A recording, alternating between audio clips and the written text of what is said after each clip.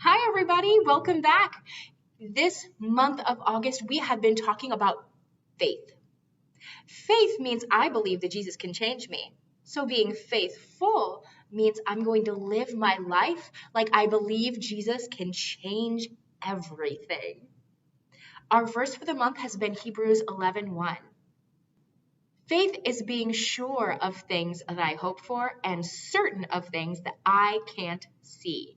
The first week, we talked about how the story of Jesus changes everything. Then we talked about how the story of Jesus changes how people see Jesus. Last week, we talked about how the story of Jesus changes everyone. And this week, we're going to talk about how the story of Jesus changes me and how I help others. We're going to do so with a little game I like to call left, right, center, help.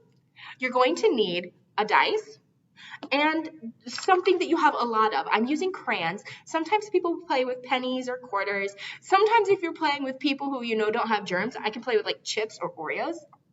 But I'm playing with crayons today. And this is a game that you play with other people. But I'm all alone. So I'm just going to be silly, and I'm going to show you my different piles as I play with me. All right, so I've got my three different people. I've got me, not me, and other me. I'm going to roll the die. Here's what you do, depending on what number you roll. If you roll a 1, pass a crayon to the right. If you roll a 3, pass a crayon to the left. And if you roll a 5, put a crayon in the middle. If you roll a 2, 4, or 6, here's how you win.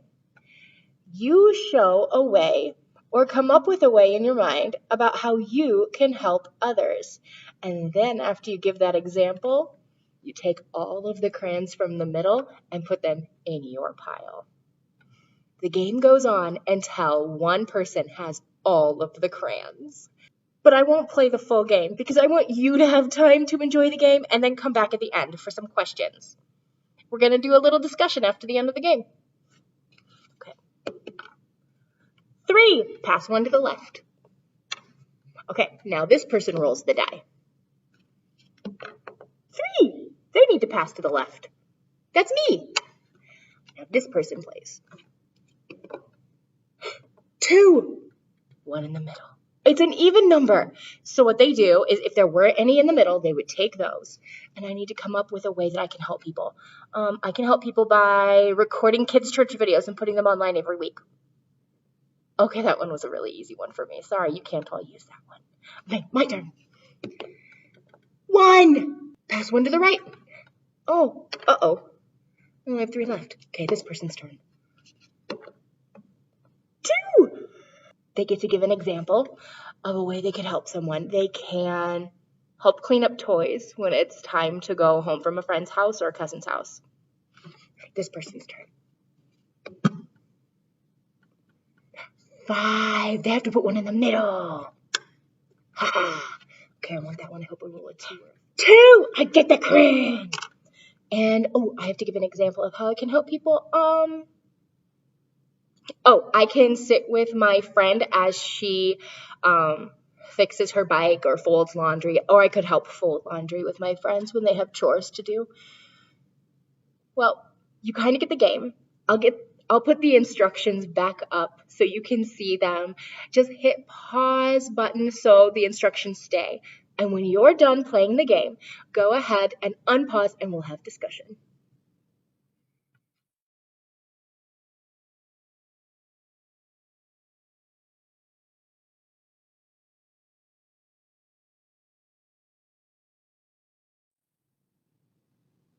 Welcome back. You came up with some really good examples. Well, at least I think. I'm just pretending that I heard you. But I hope you came up with some really great examples of ways that you can help people. The church in Antioch, really wanted to help the church in Jerusalem. They heard that there was a famine, and even though they didn't have a whole lot around them, they looked around and they wanted to share what they did have. They knew the story of Jesus. They knew that Jesus shared, and so they wanted to show their love for other people by sharing everything that they could. Knowing the story of Jesus changed how the church in Antioch helped. See, they knew that Jesus helped them.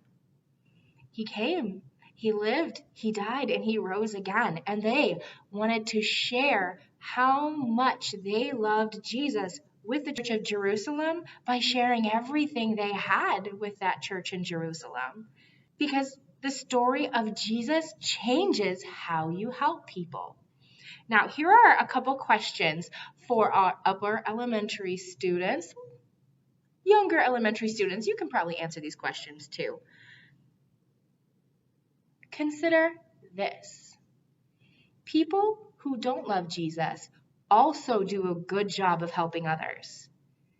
What reasons do you think people who don't love Jesus have for helping others? Being kind, caring about the community, wanting to show people that they love and they care for them. Yeah, there are so many wonderful reasons to help people, whether you love Jesus or not. So consider this. People who love Jesus, what reasons do they have for helping others? A lot of the same reasons, yeah. Being kind, being part of a community, wanting to make sure people know that they're loved and they're cared for, plus one other reason. Because when you love Jesus, it changes the way you help people. It's this. When we help people, we want to point people towards Jesus. We know the story of how Jesus came and died and rose again, and it changed how we help. And so we want to spread that across a growing community to help more people love God and love others and change the world. And we do that by pointing people to God in the way that we help others. Now, in your game of left, right, center, help, did you have mostly ideas to help others that shared physical things that you can have and hold? Or did you also have ideas of things like talents or gifts or abilities that you can share with people? Because a lot of ways that you can help aren't by giving people physical things. It's by sharing things like talents, gifts, and abilities, like folding laundry, fixing bicycles, singing in a choir, helping someone younger with you than homework. What are some examples that I didn't mention that you can think of that you can help people with? Because you can help a growing number of people love God, love others, and change the world in the way that you help others. Just like the church at Antioch.